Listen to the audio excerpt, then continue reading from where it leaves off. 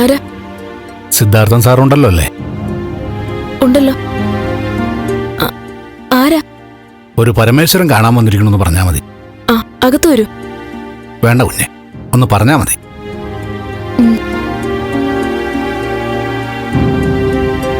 ഇന്ന് ദേവിയുടെ വീട്ടിലേക്ക് പോയി വന്ന് കയറിയതേ ഉള്ളൂ.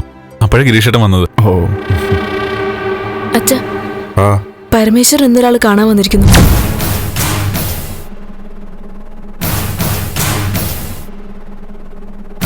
അകത്ത് വരാൻ പറഞ്ഞിട്ട് കയറുന്നില്ല.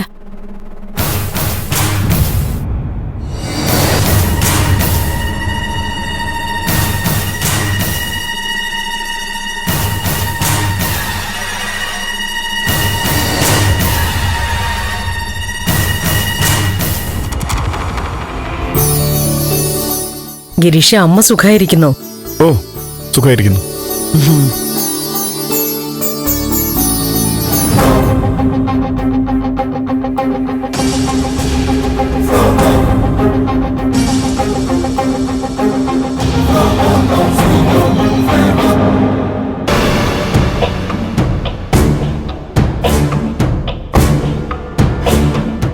എന്താ പരമേശ്വര?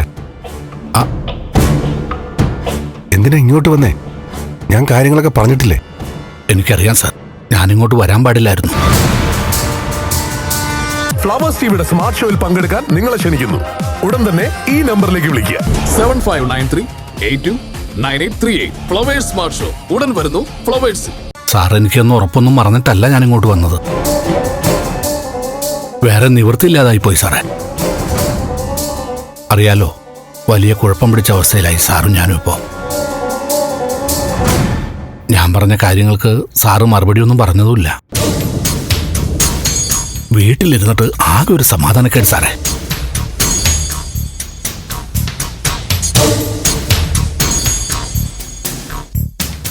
സാറിനോട് ക്ഷമിക്കണം.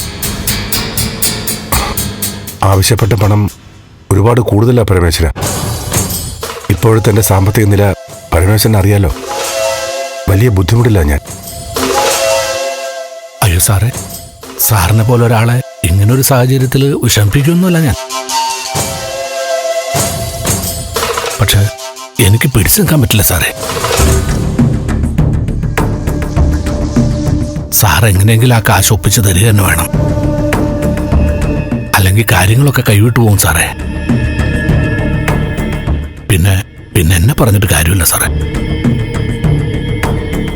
പരമേശ്വരൻ പൊക്കോ, ഇനി ഇങ്ങോട്ട് വരണ്ട. ഞാൻ കുറച്ചെങ്കിലും പണം എത്തിക്കാൻ ശ്രമിക്കാം. സാറിത് ഗൗരവമായിട്ട് തന്നെ എടുക്കണം, അല്ലെങ്കിൽ ആകെ പ്രശ്നമാവും സാറേ. ഞാൻ പറഞ്ഞില്ലേ, പണം കുറച്ചെങ്കിലും തരാം.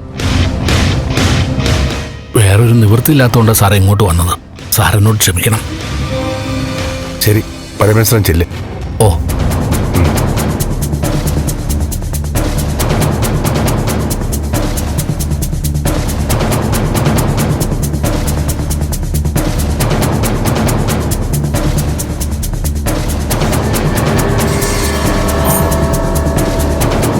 ഫ്ലവേഴ്സ് ടിവിയുടെ സ്മാർട്ട് ഷോയിൽ പങ്കെടുക്കാൻ നിങ്ങളെ ക്ഷണിക്കുന്നു.